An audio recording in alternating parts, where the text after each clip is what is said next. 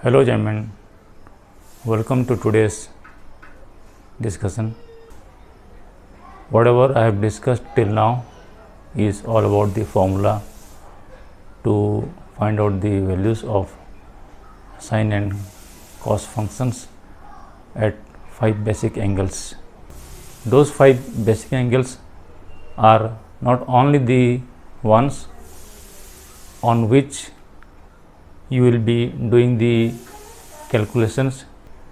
Now it's the time for something different to start.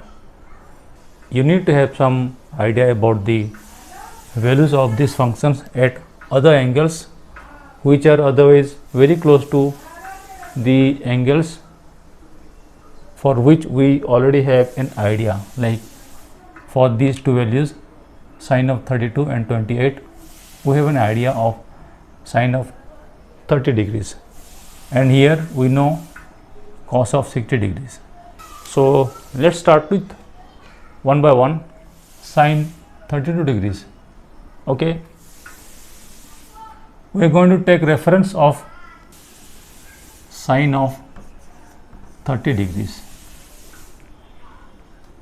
It is half. Sine of 30 degrees plus the difference that would be given by the deviation of this angle by 2 degrees. So that is the difference due to function 2 degrees. We know that rate of change of sine function is cosine function.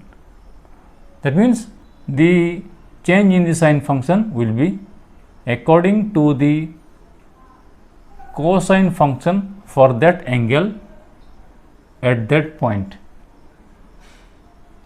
and multiplied by the difference in the angle that we have. So it is sine of 32 degrees, it is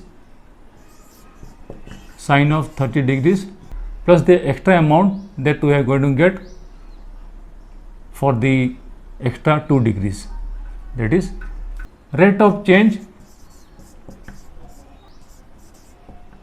into the change in the angle.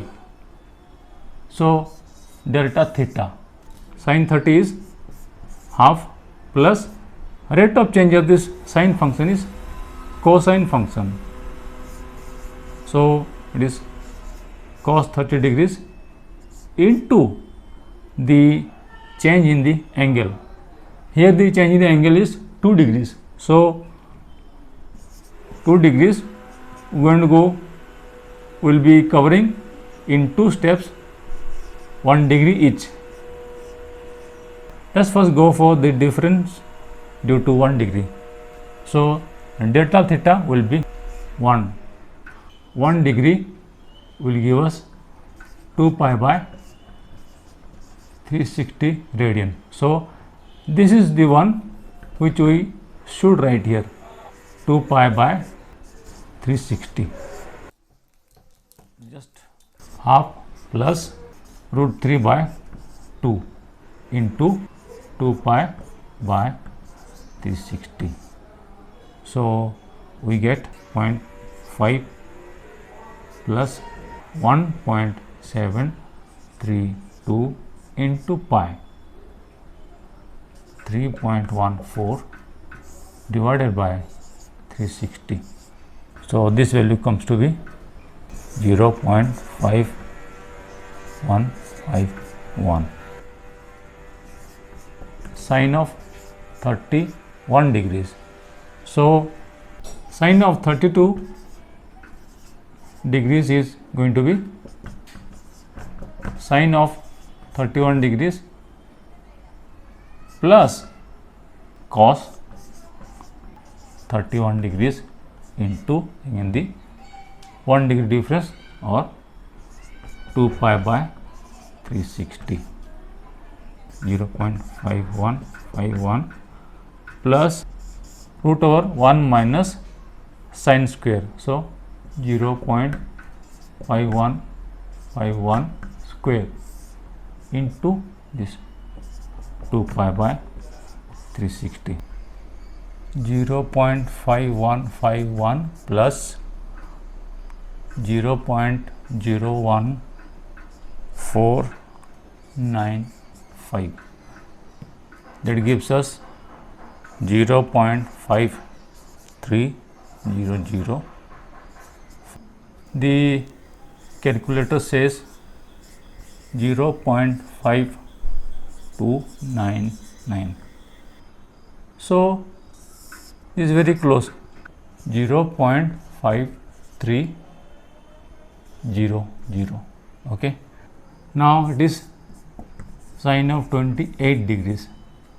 First we will go for sine of 29 degrees, and after that we will come to sine of 28 degrees.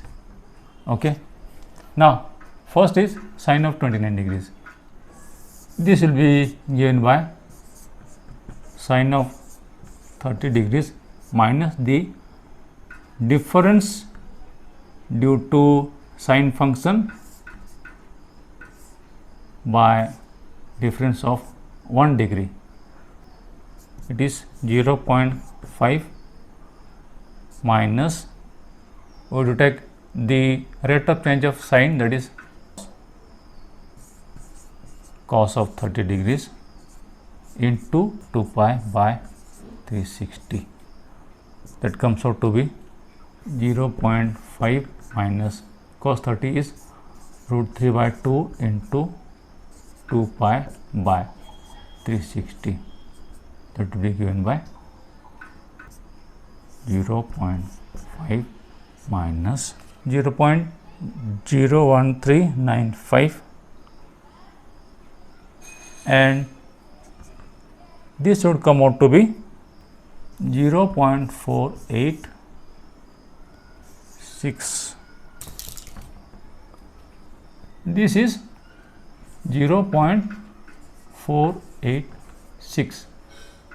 So this will be given by sine of 29 degrees minus again rate of change of sine, that is cos of 29 degrees into 1 degree, that is 2 pi by 360 radians. That is this 0.486 minus cos of 29 is root over 1 minus 0.486 square into 2 pi by 360. That gives us 0.486 minus 0.4707. So this is the value, 0.4707. Calculator says 0.469 and here we have 0.47. So it's almost 0.47, same here. Okay, now next is cos of 61 degrees. Cos of 60 degrees plus the difference in cos due to 1 degree. So cos of 60 is half plus rate of change of cos. What is rate of change of cos? That is minus. So it is minus sine 60 into 1 degree is 2 pi by 360 radians. That is equal to 0.5 minus root 3 by 2 into 2 pi by 360. That is equal to 0.5 minus, this comes out to be 0.01511, 0.4848. Cos of 61. So luckily this time calculator value is also same here, 0.4848. okay, 0.4848. Okay gentlemen, this has been a long video over explaining these three things, and these two things will be next video. Take care of yourselves. See you soon in the next video. Bye bye.